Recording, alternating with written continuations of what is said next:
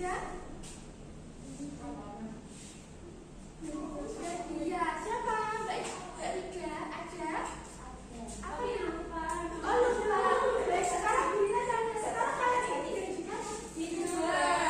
Dan kalian tahu nggak tokoh legenda yang ada di Tuban? Tahu. Siapa? Ronggolawe, betulnya. Setelah ini gurunya akan menampilkan sebuah tayangan video. Diperhatikan bersama ya. Lawe merupakan salah satu pengikut setia dari Raden Wijaya yang turut merintis pendirian Kerajaan Majapahit pada tahun 1293 Masehi. Selain itu, terdapat juga beberapa tokoh penting lainnya seperti Arya Wiraraja, Nambi, Kebo Anabram, dan juga Permusura. Ronggolawe merupakan salah satu putra dari Arya Wiraraja, Bupati Sumenep di Pulau Madura. Selain itu, Ronggolawe juga berbeda dengan Permusura, dan tidak lain adalah pamannya. Sebelum namanya dirubah menjadi Ronggolawe, putra Arya Wiraraja tersebut bernama Kengkara.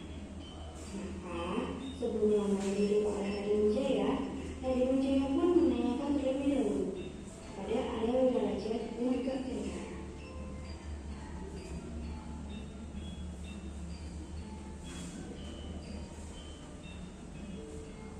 Paman Adipati, kalau boleh saya meminta, lebih baik dipanggil saja putramu ini Ronggolawe.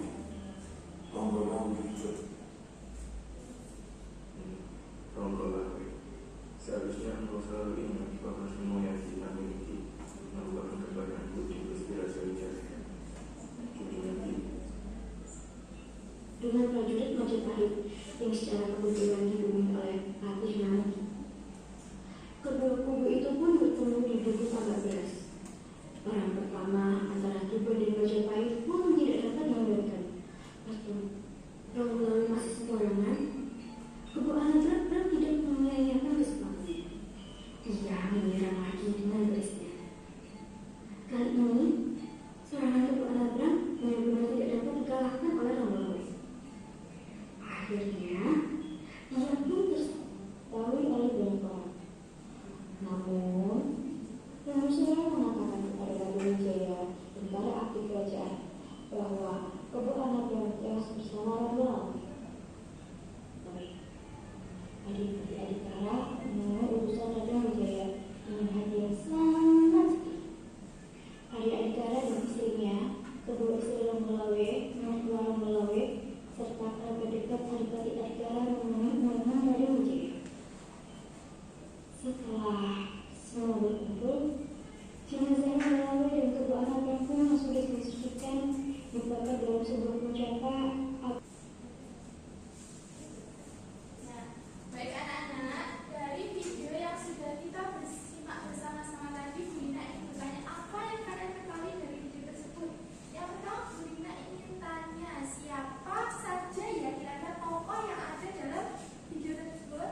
Video tadi ada Arya Wiraraja, iya ada Arya Wiraraja, terus ada siapa lagi nak? Kebo Anabram, iya ada Kebo Anabram, terus ada siapa lagi? Nambi. Ya ada Nambi, ada lagi tidak? Lembu Suro. Ada lagi? Prajurit. Iya ada prajurit. Nah, dari tokoh-tokoh yang kalian sebutkan tadi itu merupakan contoh dari legenda Ronggolawe. Ronggolawe itu ada di mana? Ada di Tuban. Nah, dari tokoh tersebut, tokoh itu sendiri itu merupakan salah satu unsur intrinsik dari sebuah teks narasi. Nah, sekarang yang akan kita pelajari adalah teks narasi. Apa itu teks narasi? Ada yang tahu? Nah, teks narasi adalah teks yang menceritakan suatu peristiwa secara utuh, di mana tujuan dari teks narasi tersebut untuk menghibur atau memberikan informasi. Nah, contoh dari teks narasi itu sendiri bisa berupa novel, cerpen, dan juga dongeng. Sering mendengarkan dongeng, cerita, cerpen, novel?